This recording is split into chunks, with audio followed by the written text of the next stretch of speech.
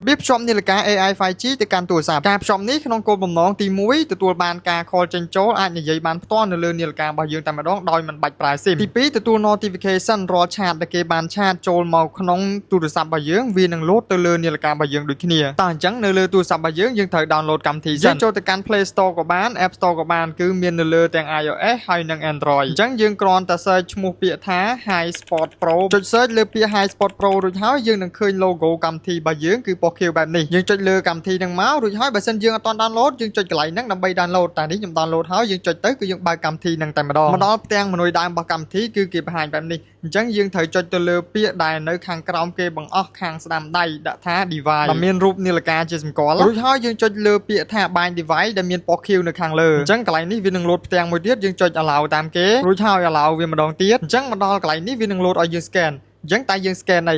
ហ្នឹងគឺមាន QR code មួយនៅក្នុងនាឡិការបស់យើងដើម្បី scan ភ្ជាប់ជាមួយនាឡិកាហ្នឹងអញ្ចឹងមុនពេលដែលយើងស្វែងរក QR code ដើម្បីភ្ជាប់យើងត្រូវចូលទៅបើក Bluetooth កន្លែងមួយនេះសិនតែយើងចុចចូលទៅកាន់ menu រួចហើយយើងអូសចុះមកក្រោមបន្តិចរកពាក្យថា setting ដែលមានរូបកងចក្រហើយអូសចុះមកក្រោមនៅជួរទី3យើងនឹងឃើញពាក្យថា Bluetooth ដែលមានពណ៌បៃតងអញ្ចឹងយើងចុចចូលកន្លែងហ្នឹងទៀតមកជួរទី2វាដាក់ពាក្យថា toggle Bluetooth earphone mode អញ្ចឹងកន្លែងហ្នឹងសំខាន់ណាស់គឺត្រូវតែបើកបើសិនជាអត់បើកទេយើងភ្ជាប់ទៅទោះបីជាជាប់ក្នុង app ក៏ដោយគឺយើងអាច call ចេញចូលនិយាយគ្នាឮបានដែរហើយយើងចុច OK ចុច allow អីតាមវាតាមហ្នឹងមកហើយអាជួរទី3ហ្នឹងគឺយើងត្រូវបើកវាដែរនិយាយទៅគឺមួយជួរហ្នឹងគឺបើកទាំងអស់ទាំង3បន្ទាប់ពីយើងបើកចប់សពគ្រប់រួចរាល់ហើយអញ្ចឹងទៅដល់វគ្គយើងទៅស្វែងរក QR code ម្ដងហ្នឹងអញ្ចឹងចូលទៅកាន់ menu កម្មវិធីរបស់នាឡិកាយើងត្រូវអូសចុះក្រោមរហូតតតែឃើញពាក្យមួយថា Bluetooth Assistant ដែលវាមានរូប Bluetooth ហើយមានពណ៌ស្វាយបែបនេះអញ្ចឹងយើងចុចចូលកន្លែងហ្នឹងមកបន្ទាប់មកយើងចុចនៅជួរទី2របស់វាដែលមានពាក្យថាបាញ់ QR code អញ្ចឹងនាឡិការបស់យើងវានឹង load បង្ហាញនៅ QR code មួយដែលយើងអាចយកទូរស័ព្ទមក scan QR code ហ្នឹងមករួចហើយចុចពាក្យ pair តាមវាទៅហើយយើងបន្តរងចាំវាបន្តិចទៀតវានឹង load ពាក្យមួយឲ្យចុច allow អញ្ចឹងយើងចុច allow តាមវាទៀតយើងចប់ដំណាក់កាលមួយអញ្ចឹងយើងចូលដំណាក់កាលទី2ដើម្បីឲ្យយើងអាច call និយាយគ្នាឮអញ្ចឹងយើងអូសត្រឡប់វាមកយើងចុចទៅលើ setting ដែលមានរូបកងចក្ររួចហើយចុចទៅលើពាក្យ Bluetooth ដែលមានពណ៌បៃតងហើយយើងអូសចុះមកក្រោមបន្តិចយើងឃើញឈ្មោះទូរស័ព្ទរបស់យើងដែលបានភ្ជាប់ជាមួយនាឡិកាហ្នឹងហើយអញ្ចឹងយើងត្រូវពិនិត្យទៅលើឈ្មោះរបស់ទូរស័ព្ទរបស់យើង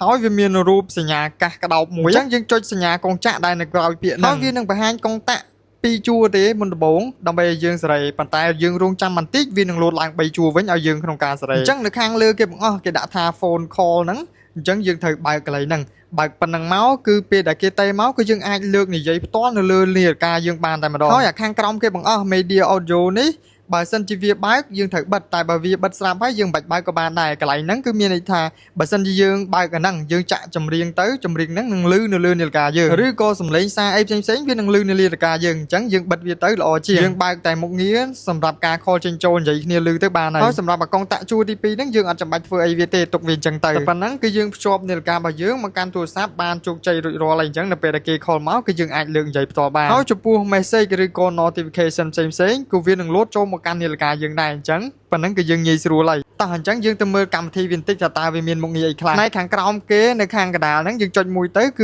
ឺមានពាក្យថា manage អញ្ចឹងកន្លែងនេះជាកន្លែងដែលយើងគ្រប់គ្រងទៅលើនាឡិកាហើយយើងអាចគ្រប់គ្រងបានទៅលើចំនួន5មុខអាក្រោមគេបង្អស់ហ្នឹងគឺយើងអាចបិទបើកឲ្យគេ call ចូលឬក៏មិនឲ្យ call ចូលនៅលើនាឡិកាយើងអាជួរបន្ទាប់ដែលមានពណ៌ខៀវដាក់ do not disturb ហ្នឹងមានន័យថាកន្លែងដែលយើងបិទមិនឲ្យមានការរំខានយើងអាចកំណត់ម៉ោងបានកុំឲ្យមានគេតេឬក៏ message មកចូលញ៉ៃញ៉ៃនៅលើនាឡិកាយើងហើយជួរទី3ពណ៌លឿងដែលនៅកណ្ដាលគេហ្នឹងគឺជាកន្លែងដែលយើងកំណត់សារ notification ដែលគេផ្ញើមកយើងអញ្ចឹងយើងអាចបិទបើកមួយណាក៏បានដែរតាមចិត្តចង់របស់យើងហើយយើងមើលទៅអត់ឃើញកម្មវិធីផ្សេងដូចជា Telegram អីអត់ឃើញទេប៉ុន្តែវានៅក្នុងពាក្យថា other ពាក្យថា other ហ្នឹងគឺវាសរុបរួមទៅលើកម្មវិធីទាំងអស់ដែលមាននៅក្នុងទូរស័ព្ទរបស់យើងតែម្ដងក្រៅពី3កម្មវិធីខាងលើហ្នឹងអញ្ចឹងបើយើងបិទអាក្រោមហ្នឹងអញ្ចឹងគេ notification អីមកវាអត់ចូលនាឡិការបស់យើងទេកម្មវិធីផ្សេងៗទៀតពណ៌ក្រហមហ្នឹងគឺយើងបញ្ជាបិទនាឡិកាចេញពីទូរស័ព្ទយើងតែម្ដងហើយលើគេបង្អស់ហ្នឹងគឺយើងបញ្ជាឲ្យ restart មានន័យថាឲ្យវាបិទហើយបើកខ្លួនឯងអូតូហើយក្នុងករណីដែលយើងដាក់នាឡិកានៅកលៀតណាហើយយើងរត់ឃើញយើងចុចកន្លែងនេះមកនេះវានឹងរោនាឡិកាយើងហើយក្នុងករណីដែលអ្នកនរគ្នាបានភ្ជាប់ដោយខ្លួនឯងដោយមិនធ្វើតាមការណែនាំវីដេអូរបស់យើងទ